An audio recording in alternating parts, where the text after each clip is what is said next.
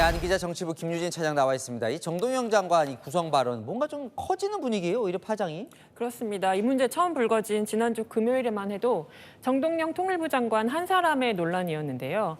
닷새가 지난 오늘 안규배 국방부 장관에다 브런슨 주한미군 사령관, 빅터 차 CSIS 한국 석좌와 이재명 대통령까지 언급되고 있죠. 상당히 판이 커졌습니다. 그래서 진실이 뭐예요? 그러니까 뭐가 문제인 거예요? 이게 낱낱이 확인되고 있지는 않습니다만 저희가 취재를 해본 결과로는 미 측이 정 장관의 구성 언급을 문제 삼았고 우리 측에 이 언급이 나오게 된 경위 조사와 재발 방지를 요구한 건 사실에 부합하는 걸로 보입니다. 실제로 통일부가 내부 조사를 거쳐 정 장관의 발언 경위를 확인했고 통일부는 문제 없다고 판단한 상황입니다. 그런데 이달 초부터 미 측이 우리 측에 북한 위성사진 같은 정보를 일부 공유해주지 않고 있는 걸로 전해지고 있죠. 조금 더 좀 알아봅시다. 이거 구성 지역에 뭔가 있다는 얘기잖아요. 뭔데 이렇게 미국이 예민하게 생각하는 겁니까? 예, 미국 군 당국은 24시간 동안 위성을 돌려서 북한 핵시설 등 전 세계 주요 안보 시설의 동향을 파악합니다.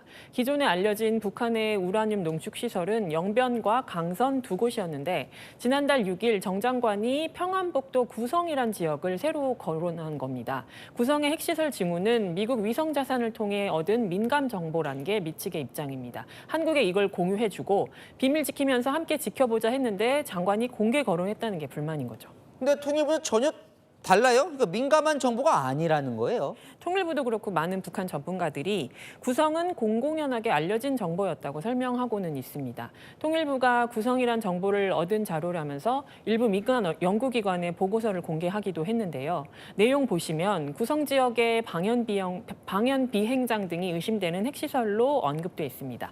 언론 보도로도 많이 거론됐다는 게 통일부 주장이고 대통령도 여기에 힘을 실었습니다. 물론 뭐 정보 유출이냐 아니냐도 지금 의견이 다르지만 이 구성의 핵시설이 뭐 그렇게 공공연한 거라면 뭐 이렇게 특별히 이렇게 문제 삼되는 이유가 뭐 있습니까? 이게 상황이 이렇다 보니까요. 미국이 문제 삼은 정 장관의 구성 언급은 일종의 본보기일 뿐이고 사실은 그동안 한국 정부에 쌓여온 불만이 원인 아니냐 이런 해석이 이어집니다.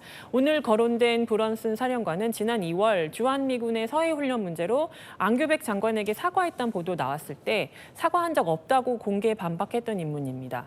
미국은 과거 DMZ법이나 한미연합훈련 축소 같은 문제로도 불만을 표시해왔죠. 오늘 이례적으로 통일부 언급에 반박한 빅터 차 미국 CSIS 한국 석좌하고 조금 더 이야기를 나눠봤더니요. 자신이 쓴 보고서는 핵무기 기폭장치 실험 가능성을 다룬 것이지 핵 농축시설 언급한 게 아니라는 설명입니다. 자신이 쓴 보고서는 통일부가 든 정 장관 발언의 근거가 될 수 없다는 거죠. 빅터 차는 백악관 NSC에서도 일했던 한때 주한미국 대사로도 거론됐던 미국 측의 한반도 전문가입니다. 직접 뛰어든 건 그만큼 이 상황에 문제가 있다고 판단한 걸로 보입니다.